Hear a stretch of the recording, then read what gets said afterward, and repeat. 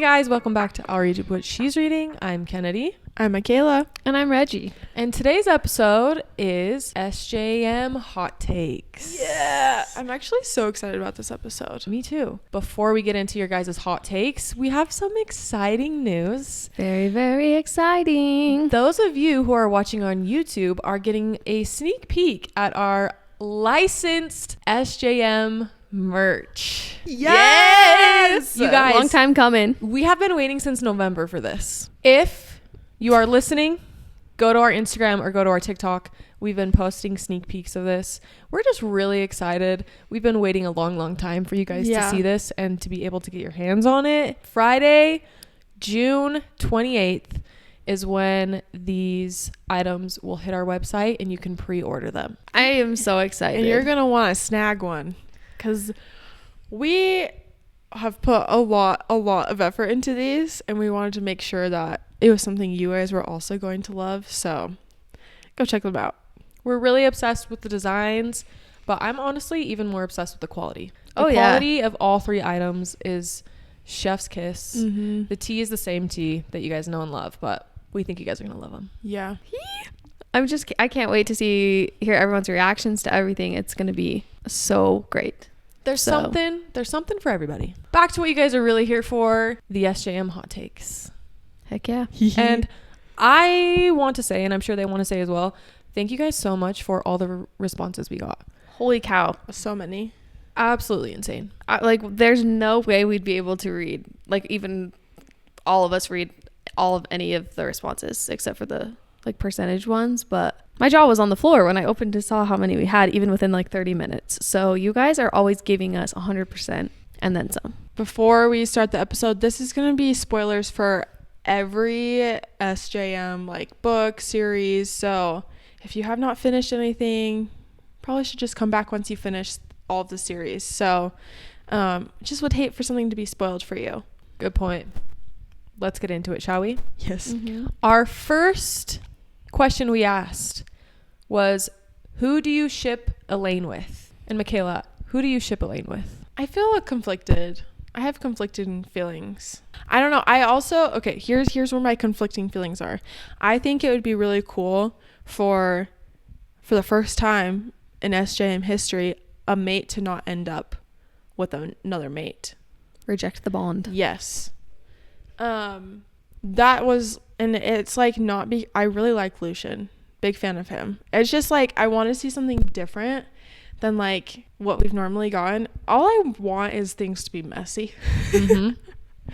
I mean, I really have liked Azriel and Elain's little moments together, and the only moments we've gotten with Lucian and Elain are just disgust. So I don't know, maybe that could also be a real enemies to lovers or hatred to lovers. Maybe not enemies because they're not enemies, but hatred to lovers. I actually don't know. For the sake of messiness, I honestly kind of want her to be with Tamlin. Oh, okay, yeah. I kind of feel like she'd fit in the spring corps. I don't know. Is that going to happen? No, but It might. for the sake of messiness and just, That's the messiest of them all. that's what I want. Yeah. Mhm. Okay. That's what I want. Here's my hot take. Well, this probably is not a hot take. I don't know. I just think that when it comes to this next book, I'm going to be really surprised if it's not Elain and Azriel. Does that mean I want that to happen? Not necessarily. But sometimes SJM surprises us, but also sometimes things can kind of be a little predictable. You know what I'm saying? I just feel like it's kind of set up for her to be with Azriel. And I don't hate that. I mean, I'd like to see her reject the bond with Lucian. I honestly would love to see her and Lucian somehow go from, I mean, they're not necessarily enemies. I think she just wants nothing to do with Lucian. And Lucian's just trying to He's excited. He's excited about this possibility. I would almost like to see them become really good buddies, little besties in a way. And just collectively be we're not for each other outside of the, you know what I mean? But I don't know. I just have this feeling that I don't really feel very strongly one way or the other, but I just genuinely think that she's going to be with Azriel, and it's the whole next book's going to be how we saw in A Court of Silver Flames with Azriel's point of view, Elain's point of view. I think she's maybe even already confirmed that. And if that's the case, I don't see how they might, I don't know. I just feel like it's just kind of, they're already bound together in a way, even though they're not. And that's how, I don't know. Do you see what I'm trying to say? Yeah. I get Sorry that. if I like talked in circles about that. I don't feel strongly one way or the other for Azriel or Elain. I just think in the end, I think they're just together no matter what. I would say that's how most people feel. But according to our poll, Yeah. 50.5% of you guys want Lucian and Elain to be together, which I don't know why that surprises me. Maybe they just really believe in mates. Here's my thing that makes it a little conflicting to, is that it would be cool to reject the mating bond because we haven't really seen that. But it would also be cool for her to not be the 3 bat boys and the 3 sisters. You know what I'm saying? Mm-hmm. So I think that's why it might kind of have us guessing a little bit, because we'd want to, either way, something's going to be a little different when it comes to Azriel. Sorry, this is No, again. this is a little off topic. Do you think Reese is going to dip his toes in maneuvering the relationships around? 100%. Yeah, because he already 100%. did. Oh, yeah. I feel like I Reese would- has a big opinion about it. 100. Yeah. I can't wait to see Reese from more people's perspectives. Because Yeah. obviously through Nesta's perspective, he seems like a royal douche. Yeah. And Cassian, it's like, bro. But I can't wait to see him through someone else. Yeah. You know? I feel like Elaine feels very indifferent about him. Mm-hmm. But maybe I could be different. Because I feel like she just hasn't really shown any, like, emotion towards him. I feel like, from what I can remember. She's just a very quiet. I'm just really excited to see her inner thoughts because we don't, honestly, haven't gotten a lot from her. Mm-hmm. So, especially, and as too, I feel like she may surprise us and have it be Az's POV and Elaine's POV, and they might not. Or maybe they have to work together with their powers or something. The whole seer thing has got to come into play somehow. Yeah. Whether maybe because she's a seer, she has some special something with the bond. I don't know. Or maybe, I don't know. Moving on, the next question is, who do you ship Az with? Once again, I just feel indifferent. I don't feel strongly one way or the other. It better be cute, whoever it is with, and it better be messy. I want there to be lots of drama, lots of anger, maybe some jealousy. I don't know. I don't know. I wish I had like a bigger opinion about it, but I feel like also not having an opinion on it maybe sets it up so like one way or the other it doesn't make me like disappointed. Yeah. Mm-hmm. So like I've seen fan art of like both, like Elain and Lucian being together, and I'm like, oh my gosh, that's so cute. And then I've seen fan art of Elain and Azriel together, and I'm like, oh my gosh, that's so cute. Reggie? Well, we already know I love Azriel. This sounds cheesy. I just want him to be happy because this boy deserves some love. Okay? He does. He's been through a lot. So I need this man to be happy. So I feel pretty indifferent as well. As long as he gets a happy ending, I will be thrilled. But I mean, if she kills him off somehow, which I'm not expecting, I just want him to be happy. That's Happy and alive. I kind of hope he's with Gwen. I don't know why. I just have a soft spot for Gwen. Yeah, I love And her. just the way he saved her. Mm-hmm. I just think that's a romantic really way to cute. start their relationship. But I thought that wanting Gwen and Azriel was a hot take, but it's not, because Yeah, a lot of 63.6 of you guys voted for Gwen. Yeah. Mm-hmm. That surprised me. I'm still in the middle of my ACOTAR reread, and I'm interested to see what my thoughts will be on all of that after I finish A Court of Silver Flames. So You have to let I'm us very know. excited. I wish I could have Mhm. finished it before we did this episode, but I didn't. So I'll report back. All right, our next question is fave SJM series. Michaela. I feel like everyone already knows. It's Throne of Glass. It's not a surprise. It's not this big reveal. I mean, I feel like we talk about it a lot, so Yeah. I feel like everyone knows. Yeah. Yeah. ACOTAR. And mine is Throne of Glass. And according to our followers, 59.4% say Throne of Glass, 39.2% say ACOTAR, and Crescent City's too small to show a number. I can't even click on it. It's 1.4%. Wow. Okay. I honestly am I've been surprised of how many people I have seen share that they like Crescent City the most, actually. Just from like being on social media. I've been surprised by the number of people I've seen say that. But I kind of think that a lot of people loved Crescent City for the multiverse aspect. I think that's maybe why a lot of people loved it. But then I do think a lot of people were kind of disappointed in the third book. So then it put it lower on the totem pole. Honestly, there are things I love about Crescent City more than the other books, and you know, vice versa, but there's just something about Throne of Glass, you know. Love them all. But speaking of Throne of Glass, favorite book in the Throne of Glass series, and for us, we're gonna give you our top 2 because we're gonna keep things interesting. Michaela, what is your top 2? I think books? I actually agree with the followers. Kingdom of Ash and Queen of Shadows. Same. Remind me what happens in Queen of Shadows. So much. So Dorian is under the collar. Is that the one where she writes? Yeah, on the wall. Yeah. They defeat Abernaut. How do you say his name? The guy that's in charge of the assassins, the one that like raised Selena. I cannot pronounce his name to save my life. Arobin. They do like that whole thing. It's like Rowan comes back. It's Adian smiles. The nightgown scene. So much. You know, I'll bleed whatever color I'll tell you to bleed. Michaela's got all the info. I don't know how you keep that straight. I actually lied when I said same. So I actually think, looking back, I think if I were to reread them, I'd feel differently. But originally, my favorite... Well, so I would say Kingdom of Ash, and then I would say Crown of Midnight.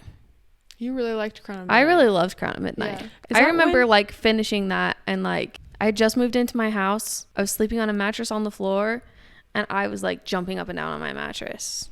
Is that when Kale finds out she's Elain? And Fleetfoot goes through the portal and he saves Fleetfoot? Oh, I'm gonna say, just to be different and annoying, realistically it probably would be Queen of Shadows because so much goes on, but just to be different, I'm gonna say Kingdom of Ash, obviously. And I know this is a little bit of a hot take. Tower of Dawn. The way you hate Kale so much, you hate him, and then you get this book about him, and then you come to love him again. That's a really special thing. And also there's so much that happens in Tower of Dawn. Reggie, eventually, if you ever reread the series, I will give it a read. I feel like there's so much that goes on in Tower of Dawn that kind of helps set up for Kingdom of Ash. And I do think a lot that happens in Tower of Dawn supports a lot of the multiverse theories, the things that happen in Tower of Dawn. So I think it's a slept on book, and I think Kale gets so much hate, and rightfully so, okay, but also he's not that bad. On the same train, favorite book in the ACOTAR series. I mean, it's no surprise you guys said Achamoth. Reggie, what's your favorite? After rereading. Achamoth all the way. Okay. All the way. I think that might be my favorite book till the end of time. So like rereading that, it's like I almost loved it more listening to it a second time. I cried just as much, maybe if not harder, reading it again. I think that book is perfect. So I'll take no criticism on that one. Yeah. I think this is kind of off topic, but Reggie, because once again, Reggie has re-listened to most of the ACOTAR books. If you could pick 1 or 2 things that you might have missed that you caught on to this time while just like the whole thing? Yeah, just some things that you're like, oh my gosh, I can't believe I missed this. I know that's kind of putting you on the spot. Okay, the first one that comes to my mind, well, this kind of leads into one of the questions we have later, so I'll save that one. Honestly, just like when you read it the first time, you don't quite understand Rhysand's motives, you know, with all the whole under the mountain thing. Like there's just like little things that come to mind, like the music that he puts into the thing for her. I caught that the first time. I mean, you circle back and you're like, oh, that. There's just so I can't really think of so many specific things. I wish I was gonna make a list. I should have written a list. The biggest one is a question that we have on here that I'll talk about later. But Moore is so sus. She is so freaking sus. And I kind of knew that from the beginning, but like I've been picking up on a lot of things about Moore, and I got theories. Everything with her and Eris and Azriel, there's something. I don't think that Azriel, maybe now this is like we're getting into theories. I don't think Azriel's in love with her at all. He knows something about her and he can't say anything. Oh, I like that.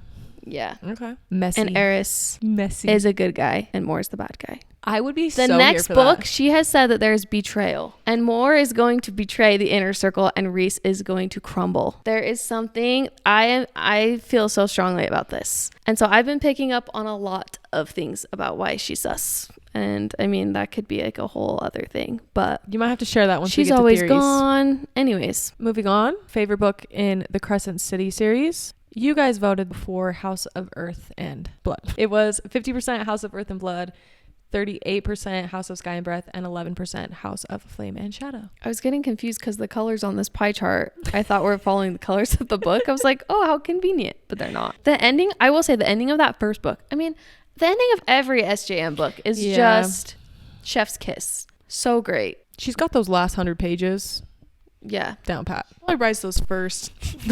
Seriously, she probably does. Moving on, what do you think the next ACOTAR book's title will be? Literally like 200 responses. I mean, some of these are good. One that I'm seeing that I kind of like because it's different. I haven't heard these terms used yet. Is A Court of Wilted Dreams. Ooh, that's a good one. I also like A Court of Shattered Stars. Oh my gosh! Because imagine there's betrayal in the Night Court. Yeah. That's a good one. That's a good one. That's good. Agasus. It's crazy how many people have like said that it would work really well for it to be A Court of a Flame and Shadow. Yeah, it would. In a way. I like this one. I like A Court of Petals and Dawn. Ooh. Dawn. Some I don't know. Ooh, this one says A Court of Golden Glory. Ooh. I like that. Wait, look at this. A Court of Blooming Dusk. Ooh. Blooming Dawn. Blooming Okay, Dawn. here's a question. What color do you think the book is going to be? Everyone's been saying purple. I could see I purple. could see purple or like Because we've got red, blue, teal, orange, But was it yellow. her newest book purple technically? Or is it yellow? of Flame and Shadow? Yeah. It's like red. I think I'm losing my mind. It could be yellow. Someone said A Yeah, Court it's of black. Veiled Visions. Ooh. I like that. Wait, this one's so funny. A Court of Regifted Jewelry. That's hilarious. That's my only gripe with I know. Azriel. Mm-hmm. I know, Azriel, get your freaking head together. Come on.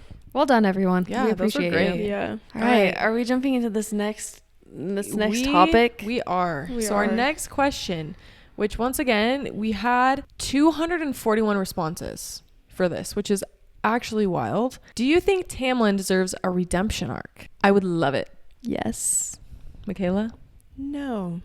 Ooh, tell us why. I just don't care to have more books about him. Even, Like a little sprinkle? yeah, just like, I mean, okay, I mean a redemption arc would be like he helps.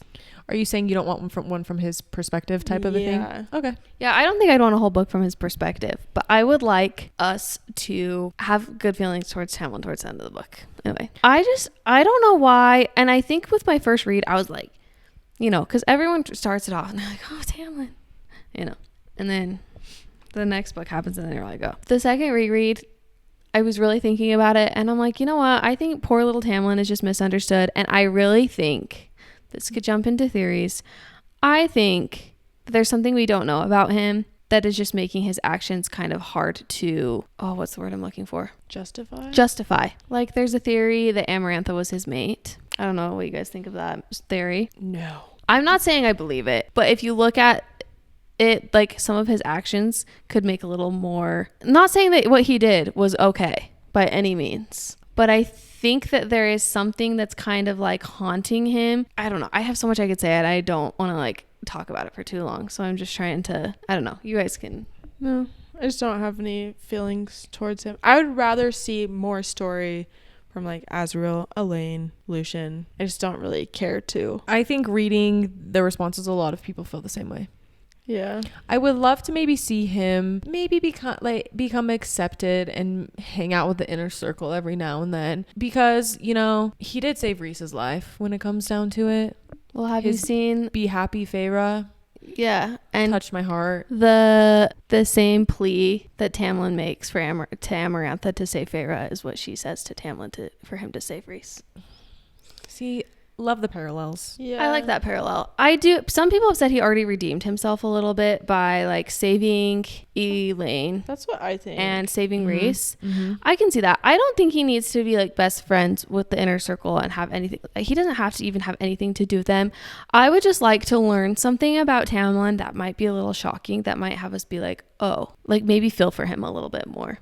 Because I kind of felt for him. I'm not gonna lie. Reading it again, I kind of felt for him a little bit, because I think that obviously him keeping her hostage was extreme. I'm not saying that he should have done that by any means, but I just think that there is something that we could potentially learn about him that might make us look back at some of the things he did and be like, oh, it might make a little more sense. Maybe understand him a little bit better, because I do think he is a little bit misunderstood. Yeah, I do think he's misunderstood. So I could see that. Yeah.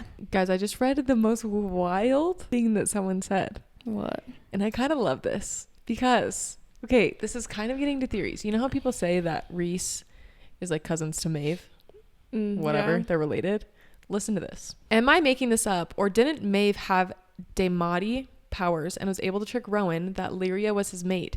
And who's to say that Reese didn't do that as soon as the whole cauldron scene happened? Because how crazy would it have been to add to Feyre's trauma than Tamlin being Elain's mate? But Reese altered that. Yeah. That would be so messy. That would be messy. Yeah. I mean, people think that Lucian is covering up for... I don't believe that. I don't either, because I low-key kind of think it's embarrassing. Yeah. For Lucian just be like, you're my mate. After she just got out of the cauldron. I could see the Reese thing happening more than Lucian like trying to faking it, because wouldn't Elain feel that too? Well, and also Lucian's actions, it wouldn't really match Lucian's actions in the books, because in Akawar, he's being so respectful towards her, but also trying really hard to like learn more about her and navigate where their relationship might be headed. He's being a sweet, patient boy. I don't think that if he was trying to cover for Tamlin that he would be... I don't know. I just don't think that makes sense. But that is interesting. I would die if that happened. I just somehow, some way want so badly the Akatar world to like link a little bit more to the Throne of Glass world and have us see Reese is related to Maeve or something in that realm. I just would love to see that. Someone also did say, and this brings up a good point. Is it about Kale? Yes. No, I do not agree. You don't? No. That because Kale got his redemption arc that Tamlin should, because Kale didn't abuse. Like, true. Mentally, he was not toxic. He was just dealing with his feelings and actually saying them. Tamlin was literally letting her throw up and have nightmares and did nothing about it.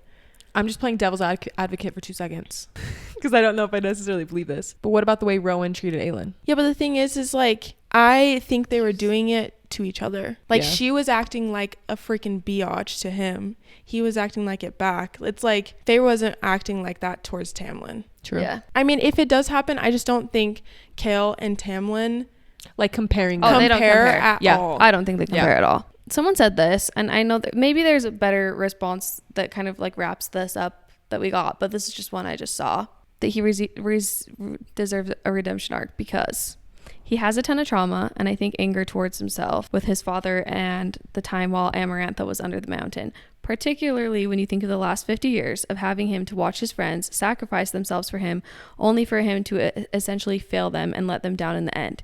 And then he loses the person that saved him. While it in no way justifies his terrible treatment of Feyre, I don't think he's a wholly bad person and should be written off forever when he clearly just needs a ton of help to work through everything that he's been through. I agree with that. I don't think he's like, because obviously some of his actions were really good. I just think that what we have gotten is enough. I don't think... Right now he's just beast form, just roaming.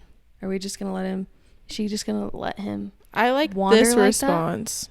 I think he's more useful as a character to add tension, controversy, and conflict to the inner circle.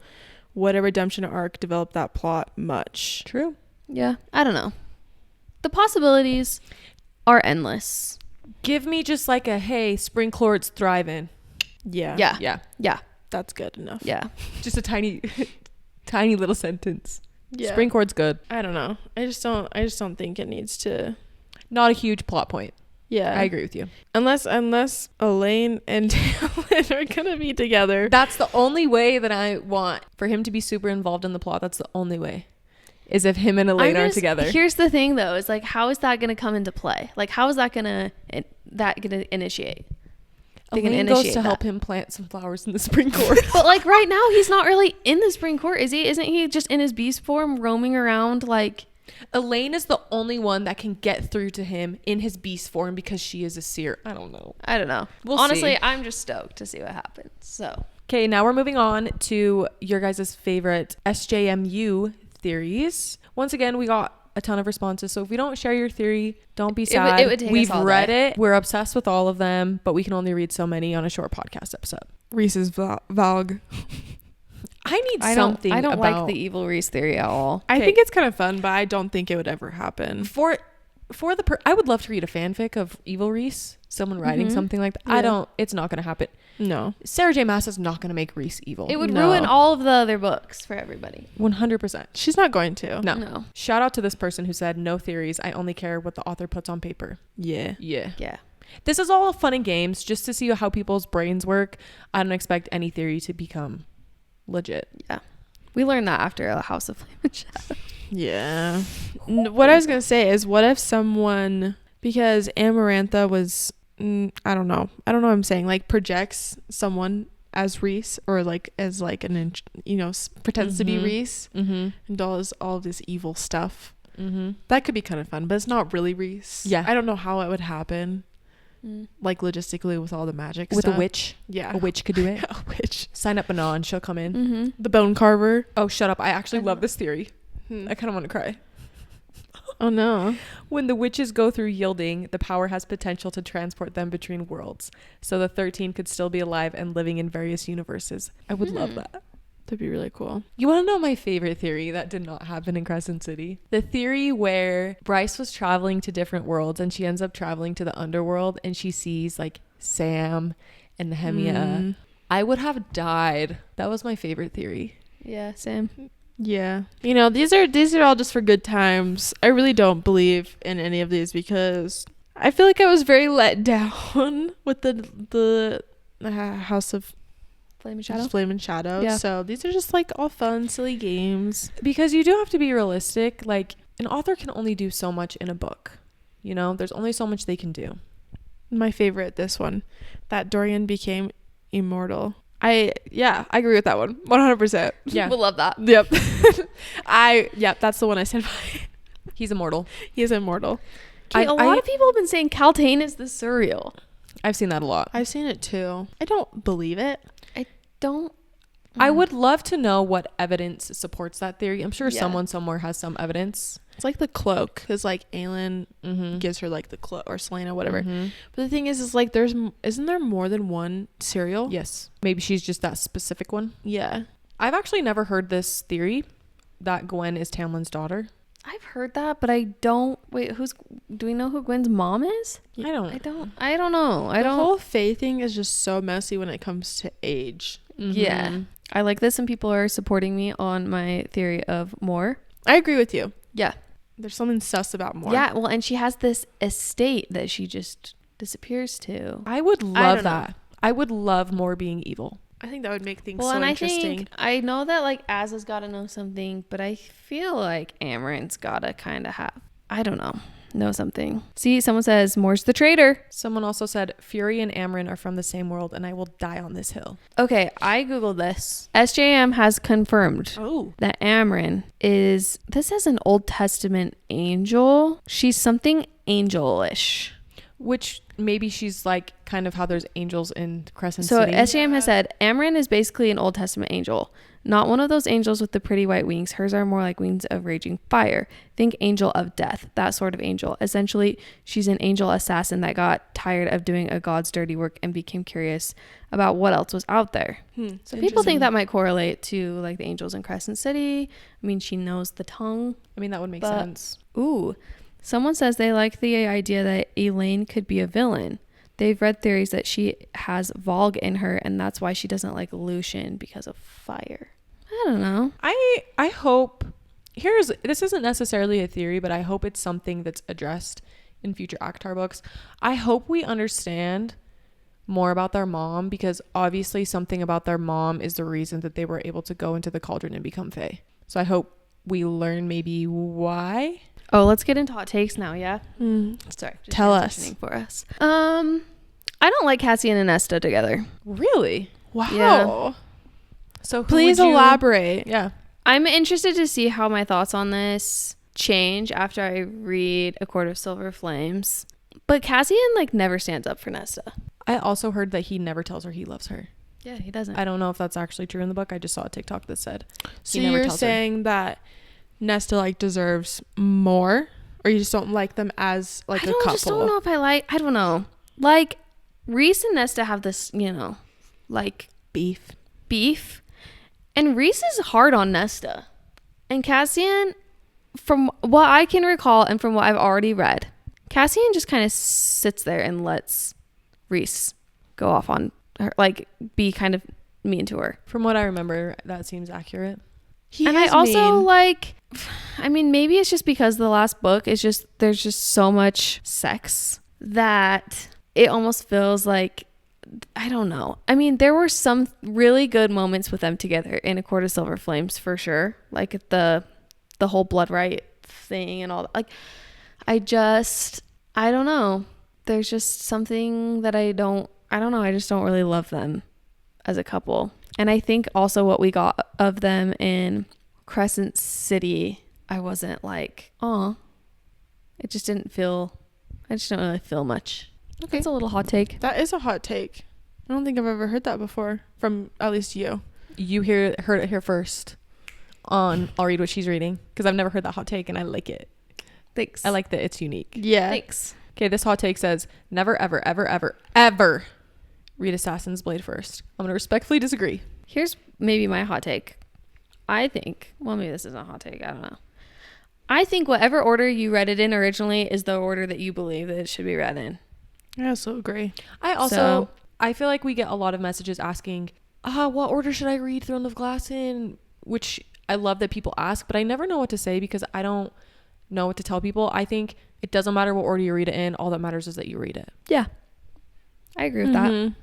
I loved reading it first personally, but different strokes for different folks. The middle of her books are too slow sometimes. I don't think that's necessarily a hot take. I think it's pretty. A lot of people, think especially that. Crescent City. Yeah. Hey, someone said, I don't love Cassian and Nesta. I feel like Cassian deserves more. Oh.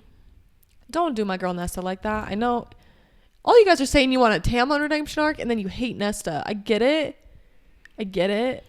But also, if you have empathy in your heart for Tamlin, you gotta have empathy in your heart for Nesta. Right? Yeah. Mm-hmm. Yeah. I can see that. I think when it comes to those characters, there was definitely reasoning behind all of their actions. So, and I think people just pick and choose which actions or reasonings are more acceptable to them personally. So, because I think that Rhys's actions were defending his mate and wife, and I would hope that my husband would do the same. For me, if I had a sibling that was not treating me respectfully, and I feel like that would also be hard from myself if he had a sibling that treated him wrong. Like, how could I not feel ill will towards them? Exactly. So I think all the characters have a reasoning to act the way they do, and it's just people deciding what is better and probably who they relate a little bit more to in a sense. Yeah. Someone says none of the characters are original. Bryce is a mix of Elain and Farah. Farah. Hunt is a mix of Rhys and Rowan. Rune as an Adian. Okay, but I'm just gonna throw this out there. If it is a multiverse stacked on top of each other, that makes sense. Yeah. Yup. I don't disagree because I do think they have a lot of similarities. Well, and I think it's just because those are the supporting roles, like the supporting characters. She also just likes to write characters that have similar things. It's all the same author. If it was different authors, you could say like, oh, these are a little too, but it's the same author. It all comes from the same brain. So yeah. Do you guys like Farah? A lot of people are saying that they think Farah is annoying. Oh, really? Yeah. I don't think so. I don't think so either. I think Bryce is a little annoying. Yeah, I think Bryce is annoying. I don't know. I've never thought that for Farah. I haven't either. Well, I maybe thought I kind of forget how powerful Farah actually is. That's one thing I kind of in my reread have been like, oh, she's a big deal. I've just, unfortunately, we haven't seen much of what she can do. So I would like to see a little bit more of that. Someone said, not sure if this is a hot take, but the book should not be made into shows. You know what? I can agree with that. The only one I really would want is Throne of Glass, because I feel like in the beginning it doesn't really have any magic elements.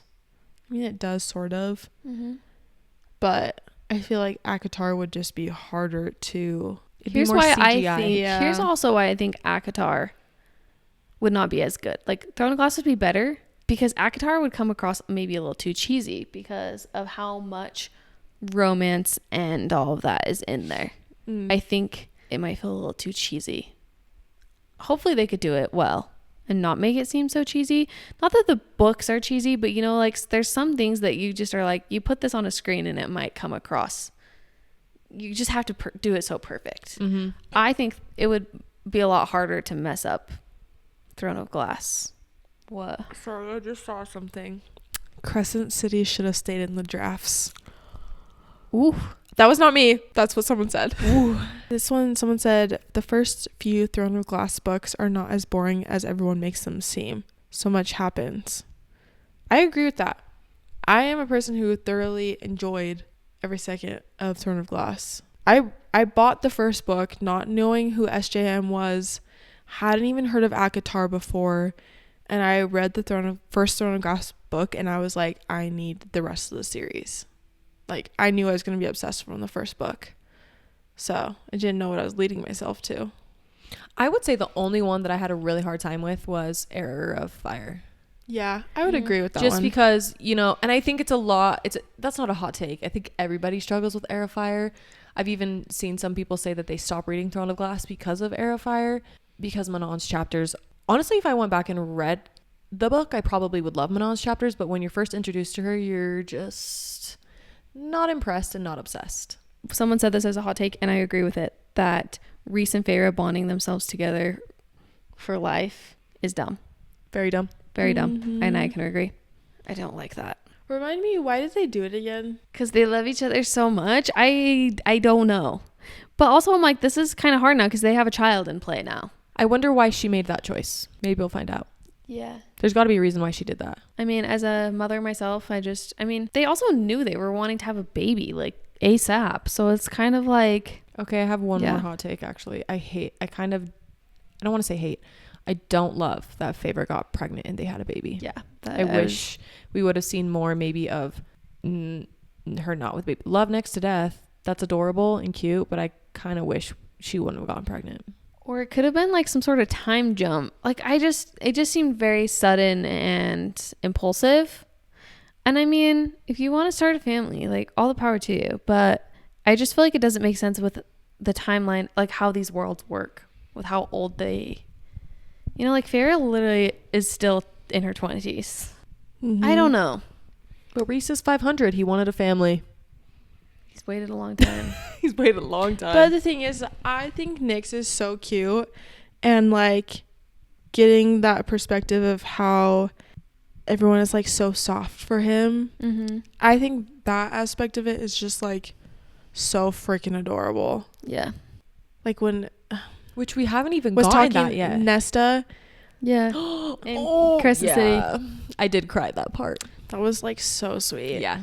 So like, I don't know. I feel like maybe they just she decided to bring that aspect in because they needed someone worth, like, not that fighting for each other wasn't worth it, but taking it a step further and having like higher stakes a little bit. Higher stakes.